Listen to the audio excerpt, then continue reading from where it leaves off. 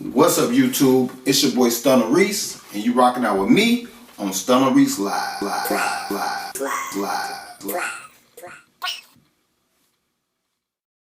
What's up, YouTube? It's your boy Stunna Reese, and today I want to show you how you can make $100,000 a year being a promoter.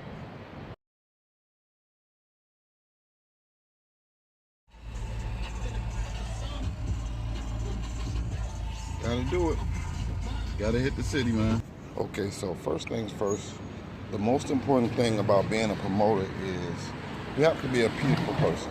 You have to be someone who's willing to meet and talk to a lot of people, network, and also you have to be ready for rejection. If you're not a person with strong, thick skin, it's not the job for you. You get a lot of people acting negative when you're trying to promote to them, and you're just trying to, give them some knowledge about your event. And you'll be surprised how many people take it offensive or act stuck up and bougie just because you're trying to give them a flyer. You know what I'm saying? You cannot be shy when being a promoter. You have to have the thick skin and be able to take the no's, because you're gonna get a lot of no's all the time. You're gonna get a lot of people saying, "No, I don't want that. Yeah, get that away from me. No, I'm good. And you know what's the funny thing about it is, those are sometimes the main people you end up seeing at your event later. I've seen it a million times before. I try to hand somebody a flyer, whatever, blase skippy, and the event comes around and that person's right there at the door. And a lot of times I'll hand them a flyer that either gets them in for free or at a discounted rate. And like I said, they missed out on a blessing because they didn't want the knowledge. Also with the flyers, it's very important on how you place the flyers if you are placing them on vehicles. A lot of people place flyers any kind of way. Some people place them where they're not easy to be seen, or sometimes you don't want them easy to be seen. I'm gonna be honest with you. Sometimes you want the flyer to kind of be discreet so that the flyer could be found the next morning. The reason why is a lot of times when people coming out of clubs, they're drunk, wasted, and they don't even look at the flyer. They'll just throw it on the ground, not knowing what they threw on the ground. Yeah, they can actually come out to the vehicle the next day and actually discover your flyer. The Chevy box clean right there. Yeah, that box real clean. I love being downtown, man. You see some hot whips all the time, constantly. But yeah, going back to what I was saying. So, flyers are great, like I said. A lot of people place flyers and they don't care how they place them on the vehicles when they passing out flyers. They'll put a flyer upside down. They'll put a flyer with 20 other flyers, so it looks like somebody put a phone book of flyers on your car. If you see someone putting flyers on a car like that, do not put your flyers anywhere close to that bundle of flyers, because trust me, it's gonna get thrown away. Not a question at all. It's gonna get thrown away on the ground. So you just basically wasted your time, wasted your gas, and wasted your money. So do not put your flyers when you see a big bulk of flyers all stacked together. Do not put your flyers anywhere close to that. That's a big no-no. Now after flyers, you got what I like is a radio. Now, good thing about radio is it reaches obviously a broad customer base, in a short time. Now the key to radio is knowing the key things to say on the radio to grab people's attention. A lot of times people do things on the radio and it's too cluttered and you can't even understand what's going on with the radio commercials or something. So they basically just waste money. A lot of people do that. Radio is a science. You have to understand it. You have to know what works and know what doesn't work. You have to have the ability to know that you got to change up. Something that you got to continue learning with radio, especially with, it almost seems like there's fewer and fewer radio listeners nowadays with all the apps and, you know, Pandora and different websites and things like that. So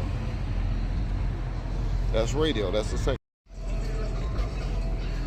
Third one is social media. Of course, social media is a very, very powerful source of promotion nowadays because it's probably the easiest. You can sit at home and press the buttons, and depending on your following, you can reach, you know, thousands of people. Some social medias are not as effective as others. I'm gonna be all the way 100 with that because some of them, it doesn't do with it what you think it does. It might tell you you have 18,000 followers, but it only connects you with 2,000 of them, you know. And the last one is database. Creating that database so that people just be blowing downtown. Creating that database so that you can have a bunch of customers that's interested in what you're doing, what you're selling, or what you're offering. So that's why database is the last and could be quite possibly the most important of all three. You know exactly who these people are. They want exactly what you have. It's no fishing, no guessing. And you have the direct contact. So that could be potentially your customer. Very important.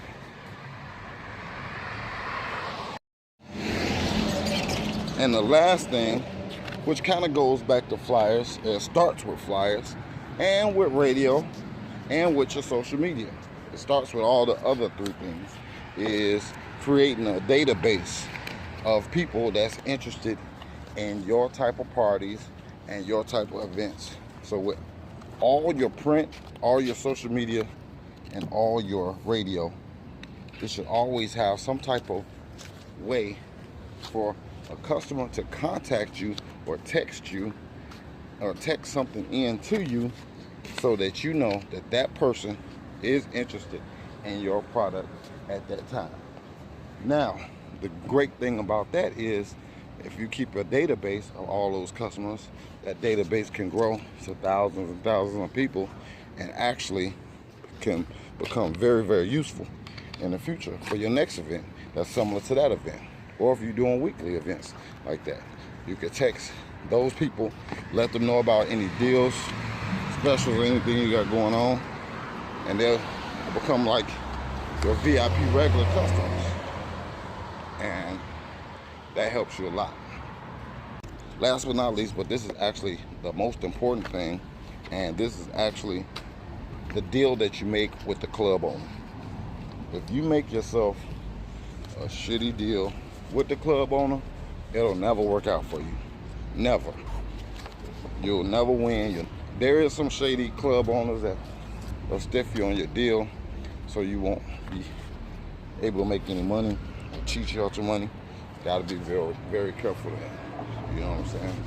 But the good thing about it is, if you're a hard worker and people see that you're a hard worker, you'll always get opportunities to do different things, and you have the ability to keep it moving. You know what I'm saying? So work hard, man. If that's what you want to do, if you want to be promoters and get people to come out to your events and things like that, you gotta work for it.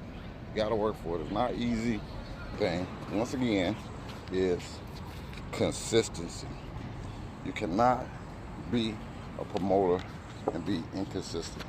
You can't promote one week and think that that's going to make you rich for the rest of your life. It doesn't happen that way. It's not the way the game goes, unfortunately. If so, I would have been retired. I've been doing parties since 2004, 2003, and haven't stopped. It's 2017 right now. But just keep going and it'll come around, trust me. Just like with the YouTube. Keep posting and hopefully you guys will keep watching. And that's what it's all about. Being consistent. Very important. Alright? So last part of this video, what I'm going to do for you guys is I'm going to break down how I got that $100,000 figure. I'm going to break it down for you. Alright? Okay. So now it's time for me to explain myself on what I meant by you can make $100,000 a year being a promoter.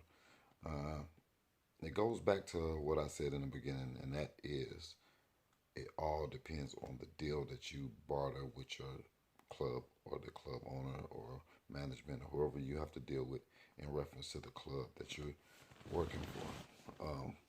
Now, if you average out what it would take to make $100,000 a year, if you take $100,000 a year divided by 56 weeks in a year, you would have to average rough estimate $1,700, and I would say about $86 a week.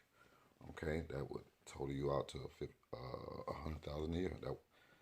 That would total you out to $100,000 a year. If you did that, so what would it take for you to? So what